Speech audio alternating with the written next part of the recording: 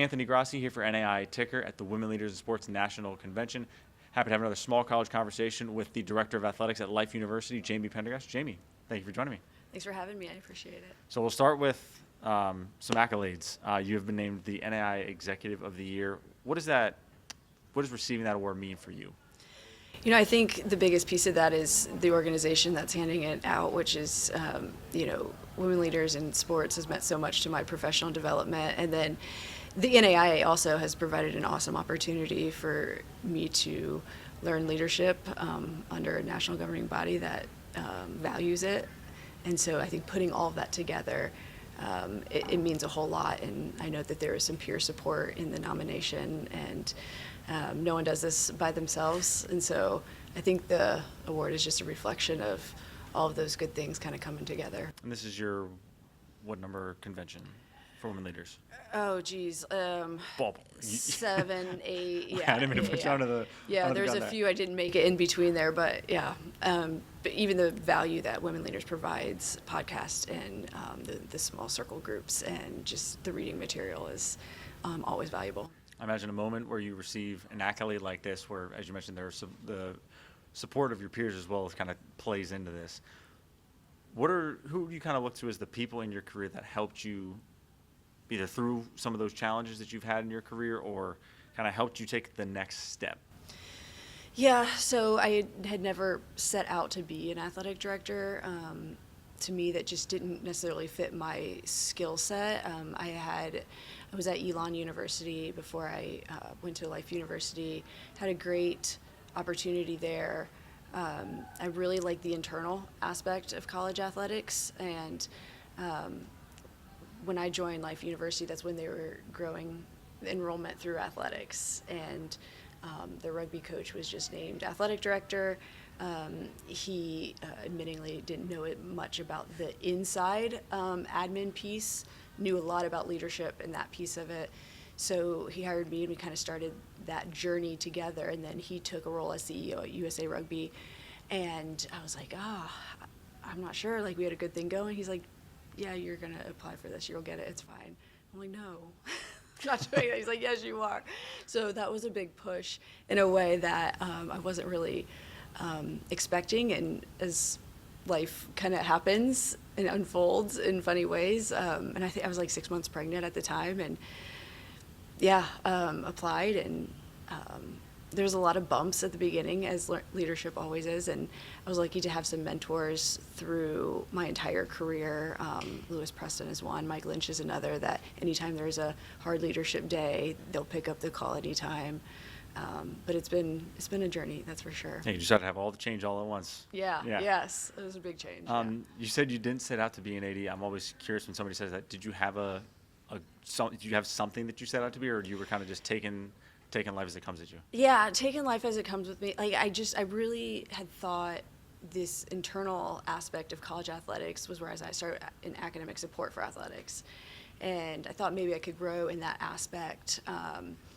But I've always been one to not necessarily set like specific goals, and more understand that opportunities present themselves all the time that you don't necessarily plan for. And so the more open-minded you can be, sometimes it opens more doors. But yeah, this was not a door I thought I would ever open. But looking back, it's been really fulfilling and meaningful. You mentioned those leadership challenges that you've had in your current role, and I imagine you had some of those when you were at Elon before. Was there a moment where you felt, and maybe it was at Life before you jumped into the chair and you kind of just mentioned it, where you were like, can I do this? And then what was kind of the process that you took, or something that happened that got you over that step to say, all right, yeah, I can do this? Yeah, I think a lot of days I go home still today as wonder, most of us do, yes. And wonder if I can continue to do this, or, am I doing this right? And, I was really fortunate that when I first started in the AD chair, that I worked with so many people that I was a peer with, right? Like, I was an assistant AD at Life, and there was a lot of coaches that I worked with day in and day out. And that transition from their peer to, quote unquote, their supervisor, it was challenging. But if I wouldn't have had such a good group of humans that supported me even through those hiccups of learning leadership. I'm not sure I would have been in it for the long run. They gave me a lot of grace. They had a lot of patience, and I think any leader needs that, because it's leadership special. It's not something you can always just prepare for.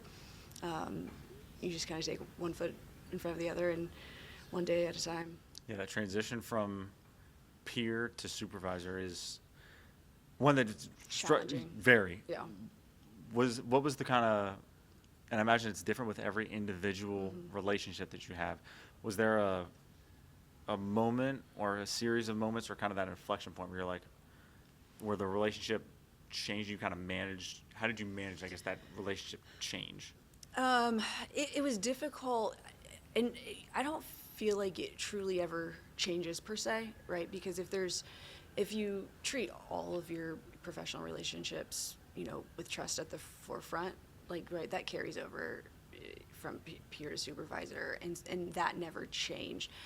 I will say, though, and I'm not sure the word to describe it, but things started changing organizationally when we would have natural turnover, and then I would make, quote, my hire, right? Like that culture shift almost. Yeah, and not for any specific reason I can put my thumb on, but when you're able to sit across from applicants, right, or people interviewing, and talk about your vision, ask them specific questions, and hire for fit, it just starts building in a different way. Yeah. And so I can't say an inflection point, but over time, as I hired more individuals that kind of fit with my vision and my leadership style, I think things started clicking a bit more.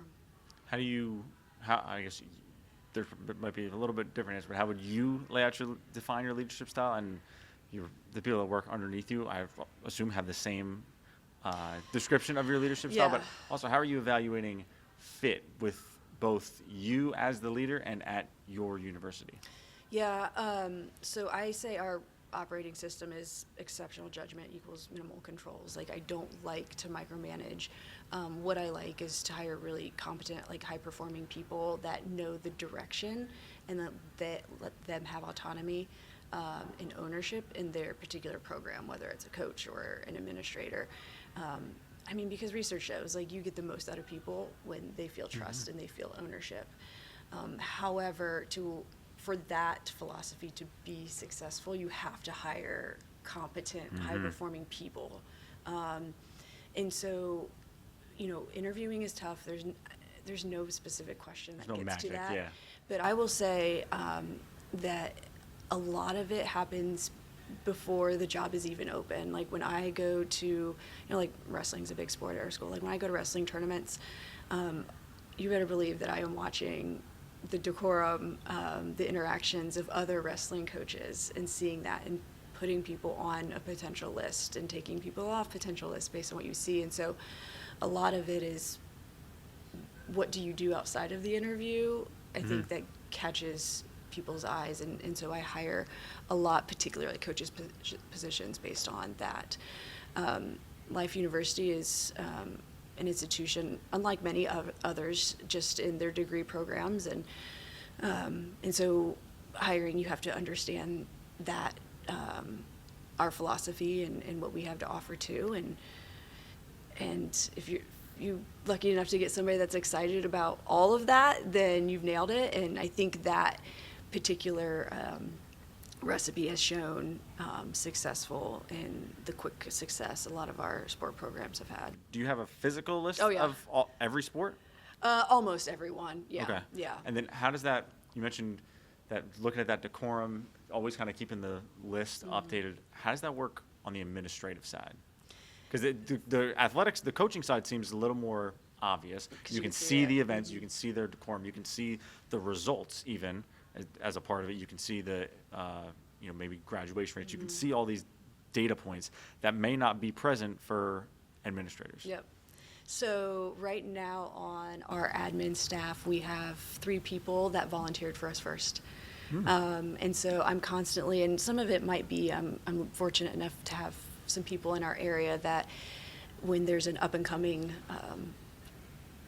individual, they'll connect them with me. I'll have a Zoom interview or meet them in person, and you can just tell a lot about how somebody shows up.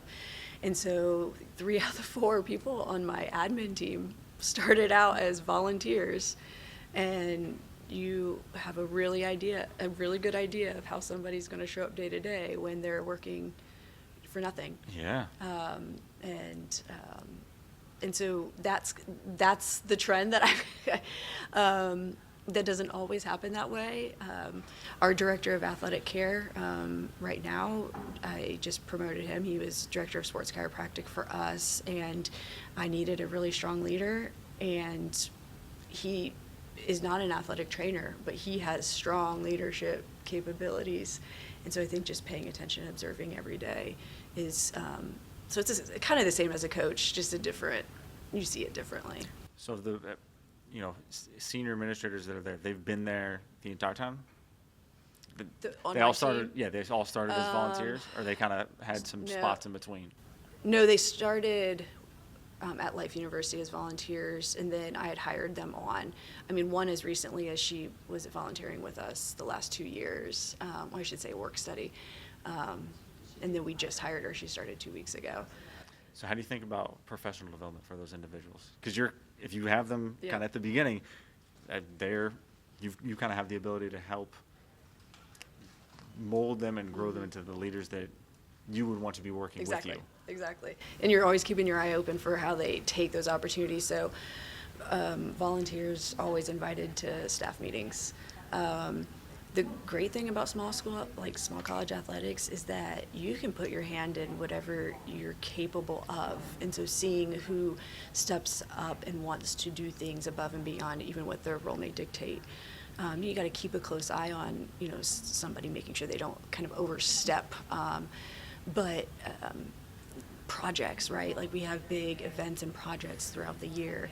And when a volunteer says, I want to help with that, right, letting them help with that, that's just as good of a professional development opportunity as anything that they would get at another job and putting on their resume. But some of the most valuable things happen, if I notice one of our volunteers that went to a staff meeting, like talking to them afterwards, hey, what did you think? If they can ask good questions and pick out particular things in the staff meeting that interest them, to me that shows they're focused, they're thinking, right? They can process. Something as simple as that tells me a whole lot. Very insightful. So I want to shift to kind of the on-campus athletics stuff. You mentioned the university growing enrollment through athletics. That's something we've heard a lot about. That's something a lot of institutions have done. You've added 14 sports in your 8 years. Yep.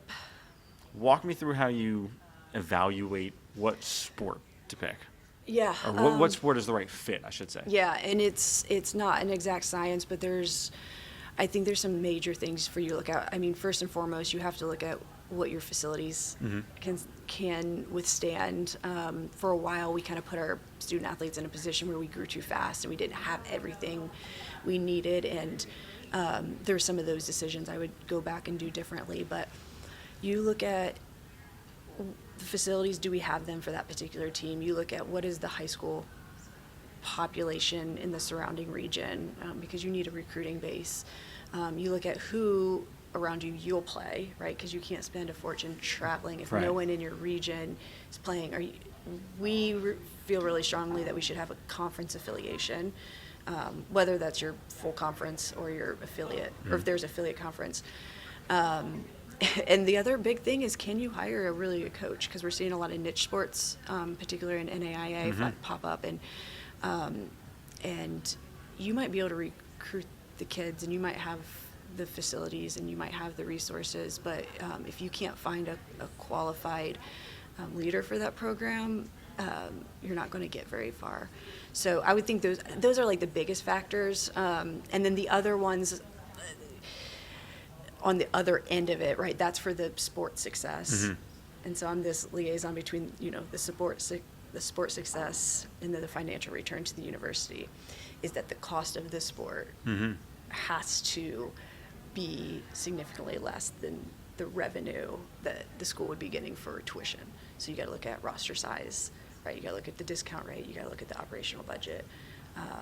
And so you want to bring in sports that the university is going to generate revenue from, because that is our business model. Right. Is there a right number of sports at Life University? Well, an optimal number, I guess? Yeah, I would say we're there. Okay. Just because we're very landlocked. We're middle of giant city. And so we've maxed out from a facility perspective where we can go with that. Is there an additional level of growth through either growing roster size or maybe growing through JV sports, which we've seen some NAIA schools do? President and I really don't love going the JV route. Okay. That's not where, at least we decide that we want to go. I will say that we do have a developmental team in rugby because that's just the way our program is built. But we dabble in some reserves in soccer just because we have a larger roster, but that's not an official strategic plan. But our housing on campus is full, and so there's a lot of other things we have to consider where right now, it's about sustained success of the sports that we have rather than growth, which is a good place to be. Yeah, absolutely. One of those sustained success sports is rugby, which we've mentioned previously. Yeah. What has been one of probably the one or three keys to success for that program? Because it's been nationally successful. It's you can tell me, one of the most successful rugby programs, men's and women's, across the country. And it's not, you guys aren't the most resourced institution. So what have been kind of the keys for success in that program? Yeah, I get asked that a lot because it's like, how does this really small Exactly, yes. go? Yeah. I think Jim Collins calls it who luck, not what luck, right? I think Life University was just very fortunate to hire some incredible coaches right off the bat, and which I would say speaks for the success of a lot of our really young programs. But we have a history of very, very, very talented coaches, and we still do. Our men's rugby coach right now is a scrums coach for the national team. Our women's rugby coach is the best in the country, and so I think we were lucky in that sense, and then got on it early, and so we are resourced well. Don't get me wrong. But when you're playing against other varsity programs like Cal and St. Mary's and Lindenwood, I mean, Navy, Army, they're resourced very, very, very well. Yeah. And so as long as we can continue to keep a high talent density in that coaching realm, I think we can continue that momentum. And it's funny, we just had a student athlete. It was kind of a fun grant pitch the other day, and we would guess she'll be in the Olympics sometime, but she had said she came to Life University because of the coaching that she knew she was going to receive, despite some of the other resource gaps that Life University had in comparison to some of these other schools. And, that to me, it's who do you put in front of these student athletes? Who do you have leading your programs? For those new sport programs, especially some of the more niche ones where not everybody is sponsoring, how did you go about evaluating the right person, finding the right person? Because it seems like from everything you've just said that you've managed to hit on a pretty good rate here, finding these people in sports that not everybody across the NAIA or college athletics broadly is competing in. Hiring in those niche sports is probably the hardest piece. We are really fortunate because we're in a metro area where we can get a little bit more creative. For instance, our flag football coach, high school flag football coach, we can make that work. But my three biggest things are they've got to be a good CEO, because small college athletics, you can't just be good at coaching. You don't have the whole support staff behind you. You don't have 4 or 5 You don't got 15 assistants, all the analysts. Exactly. And so I look for someone that they can email, they can market, they can do social media, they can coach, they can order gear, they can fundraise, it all, right? They have to be a good CEO. If you just want to coach small school athletics, it's just not for you. They got to be able to recruit, because if you can't recruit, that's just your lifeline. So I look for a coach that where are their connections, and that could be anywhere, but where are they pulling from? Are they charismatic enough also to pull those kids? And then, I mean, they have to be aligned with what we're doing. I mean, it's a grind, and they got to know why we do what we do, and this is to serve the student athletes and give them a really great experience. And if a coach can show those three things, like, I think that's where then special things happen. You mentioned alignment. You and your president, President Scott, have started around the same time. What has that alignment meant for the success and growth of athletics?